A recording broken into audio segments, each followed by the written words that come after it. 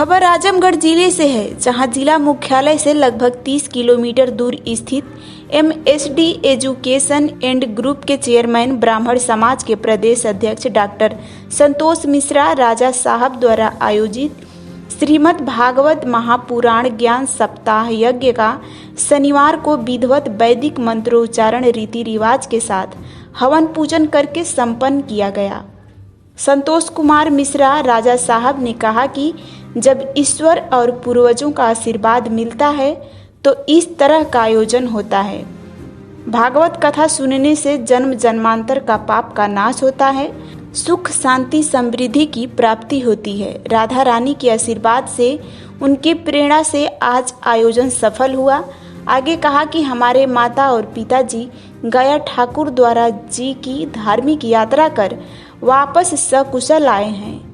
यह हम लोगों का सौभाग्य है जो लोग गया ठाकुर द्वारा जी की धार्मिक यात्रा पूरा करके आते हैं।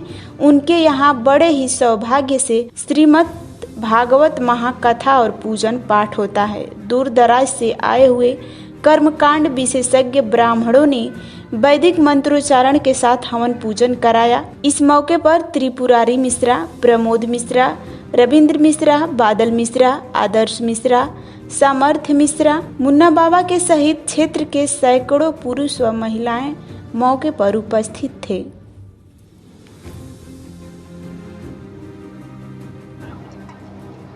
मैं सबसे पहले जनता जनार्दन को, जो भगवान श्री कृष्ण के कथा का गुणानुवाद सुने हैं,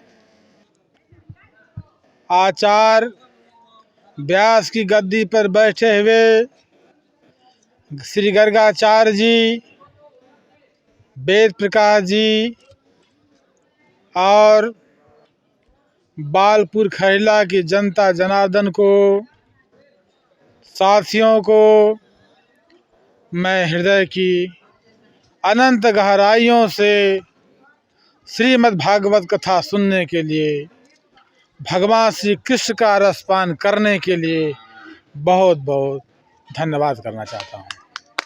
तो इतना बड़ा आयोजन का क्या उद्देश्य था, क्या कहना चाहेंगे? आयोजन हमारे मन में 2 से 3 वर्षों से लगातार मन में एक विचारधारा आई कि हमारे माता पिता की इच्छा थी कि मुझे गए जगन्नाथ की यात्रा पर भेजा जाए। उन्होंने कई बार मुझसे अपनी विचारधारा को शेयर किया, लेकिन भगवान की कृपा से उन्होंने गया जगन्नाथ की यात्रा पूरी करने के बाद, वेद पुराण में विदित है कि गया जगन्नाथ यात्रा की करना मनुष्य के लिए अनिवार्य है।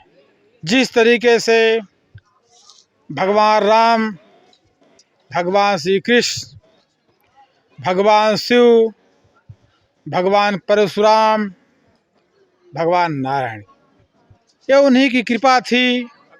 उन्हीं की कृपा से, पूर्वजों के आशीर्वाद से, जो पितृलोग, जो पूर्वज लोग आशा भरी निगाहों से आकाश से देख रहे थे, इस नाते इस परिदृश्य से वैकुंठ की विचारधारा को रखते हुए हमारे पिता और माता जी को यह कथा सुनाने का अवसर प्राप्त हुआ। बड़े भाग्य सौभाग्य की बात है कि माता पिता के साथ साथ नाथ रिश्तेदार, जनता जनार्दन भी बड़ी भारी मात्रा में कथा का श्रवण किया है। इसको देखा गया कि आपके यहाँ नन्हे मुन्ने बच्चे भी लगातार पूजा में बैठ रहे थे, जबकि बच्चे और युवा वर्ग पूजा पाठ से भटक रहे हैं। इस पर क्या कहना चाहेंगे? जो भी भटक रहा है, कितना दिन भटकेगा? एक परमात्मा का मार्ग है।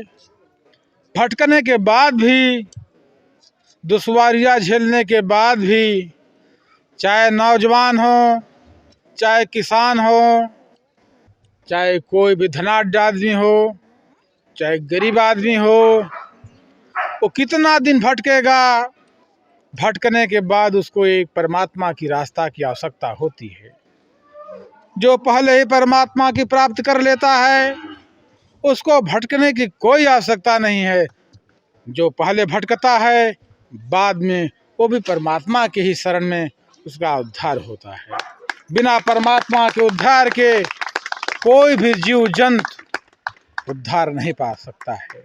इस नाते जब भगवान श्री कृष्ण की कृपा होती है, कैलाशपति भगवान शिव की कृपा होती है, भगवान राम कृष्ण परशुराम जी की कृपा होती है, भगवान नारायण की कृपा होती है, भगवान शिव की कृपा होती है, तभी जन्म जन्मांतरों के जब पूर्ण उदय होते हैं, कई जन्म बीत जाने के बाद तब ये कथा प्रारंभ होती है।